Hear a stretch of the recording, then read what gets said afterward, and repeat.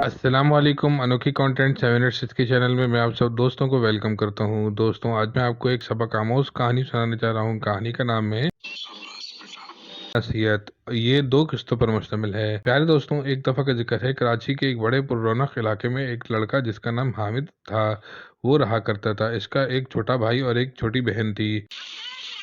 तीनों बच्चे अच्छे और माँ बाप के फर्माबरदार थे। ये लोग किराए पे रहते थे। अब्बा स्टील मिल में नौकरी करते थे। मालिक मकान ने इन लोगों को एक हफ्ते का वक्त दिया था कि आप लोग अपना घर तब्दील कर ले।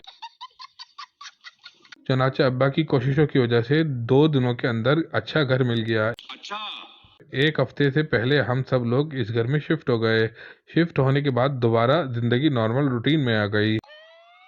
बड़े भाई के इस इलाके में बड़ी जल्दी से दोस्त बन गए जो इनका हर काम में बड़ा साथ दिया करते थे। प्यारे दोस्तों, ये थी नसीहत कहानी की पहली एपिसोड। अगर आपको ये किस्त अच्छी लगे तो उसको ज़्यादा से ज़्यादा लाइक कीजिए, शेयर कीजिए और मेरे चैनल अनोखी कंटेंट 786 को सब्सक्राइब जरूर कर दीजिएगा और साथ में बेल आइकन का बटन लाजमी प्रेस कर दीजिएगा ताकि मैं आपको नसीहत की आखिरी किस्त सुना सकूँ। जज़ाकल्लाह। अस्सलाम वालेकुम।